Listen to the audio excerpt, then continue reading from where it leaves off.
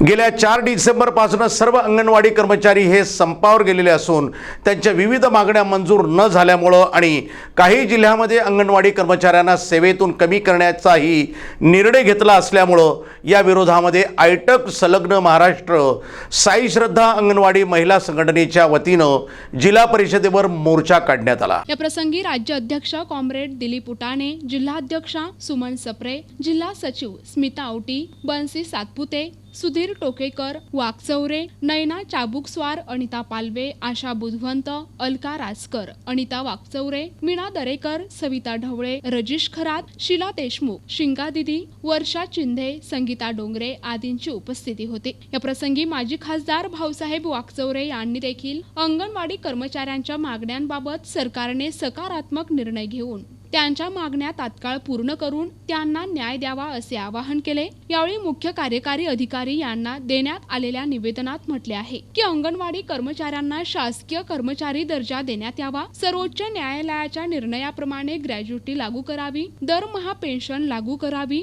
Online कामासाठी mobile देण्यात यावा, पोषण आहाराचा सध्याचा दर परवडत नसल्याने तो वाढवून देण्यात यावा, तसेच स्थानिक पातळीवर मागील 2 वर्षांपासून इंधन बिले थकीत असून त्वरित देण्यात यावीत, बिले मिळत नाही तोपर्यंत आहार शिजवण्याची सक्ती करू नये, थकीत मोबाईल रिचार्ज, प्रवास भत्ता त्वरित देण्यात यावा, प्रधानमंत्री जीवन ज्योती विमा योजनेचा लाभ संबंधितांना देण्यात यावा, तसेच जनश्री विमा योजना लाभ त्वरित देण्यात यावा, अंगणवाडी केंद्राची वेळ परिपत्रकानुसार निश्चित करावी, तसेच दर 3 महिन्यांनी स्थानिक मागण्यांबाबत सभा आयोजित करावी असे देखील निवेदनात म्हटले आहे। यावेळी जिल्हाध्यक्ष सुमन सप्रे, स्मिता औटी आदींनी उपस्थितांना मार्गदर्शन केले। या प्रसंगी मोठ्या संख्येने अंगणवाडी कर्मचारी, जिल्हा परिषद या ठिकाणी जमले होते।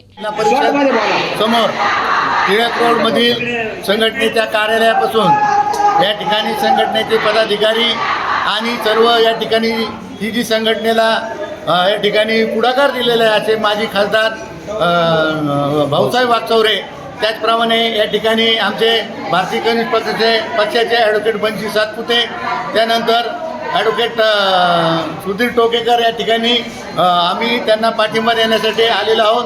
आमची जी संघटना आहे आशा व गटप्रवर्तक संघटना ही सुद्धा उद्यापासून महाराष्ट्राच्या राज्यभर संपावर जाणार आहे। त्यामुळे या सरकारचं जे काही काम आहे हे काम अंगणवाडी आणि आशा वर्कर पूर्णपणे थांबवणार आहे आणि हे काम थांबवल्यानंतर सरकारला कळेल की यांना जी वाढ आहे ही वाढ दिली पाहिजे। यांची जी अंगणवाडीची वाढ आहे अत्यंत 5,500 आणि 10,500च्या घरात आहे। एवढ्या कमी पगारामध्ये तुम्ही कोविड काळापासून त्यांना राबवून घेताय, आपल्याला शासनाला वाटायला पाहिजे काहीतरी थोडंफार की आपण जे करतोय चांगले काम करते त्यांना पगार दिला पाहिजे आणि हे पगार दिल्याशिवाय आम्ही आमची संघटना आयटक संघटना राहणार नाही। महाराष्ट्रभर हे आंदोलन चालू आहे आणि हे आंदोलन जर मागण्या मान्य केल्या नाही तर जास्त प्रकारात पेटणार आहे।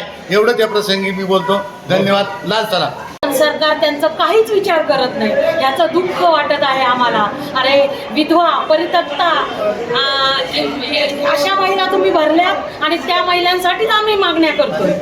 त्याच महिला जर अशा उपाशी राहिल्या तर सरकार तुपाशी खाऊन उपयोग होणार नाही, सरकार पण उपाशी होऊन जाईल। जर आज ह्या महिलांचा विचार केला नाही सरकारने तर सरकारला आम्ही धडा शिकवल्याशिवाय राहणार नाही। 24 साल जे आलंय ते लोकसभेच्या विधानसभेच्या निवडणुकीचं आलेलं आहे। जसं आमचे हाल केले तसे ह्या सरकारचे आम्ही हाल केल्याशिवाय राहणार नाही। संप सुरू आहे तो अत्यंत महत्त्वाच्या मागणी संदर्भात आहे।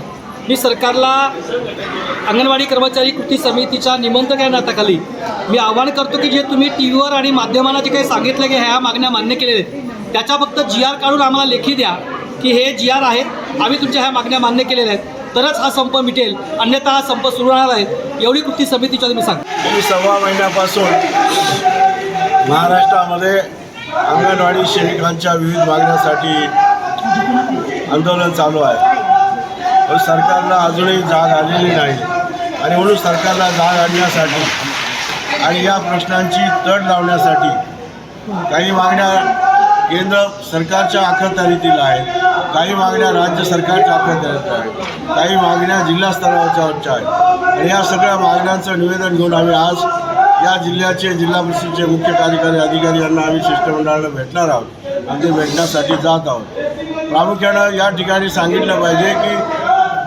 अंगणवाडी कर्मचारी ही 12 तास काम करते, परंतु तिला मात्र जे मानधन दिलं जातं ते फक्त 10,000च्या आतमध्ये आहे. अत्यंत तुटपुंजा अनुदानावर ती महिनाभर सर्व भावी पिढ्या निर्माण करण्याचं काम करते. NTV news Marathi, Ahmednagar.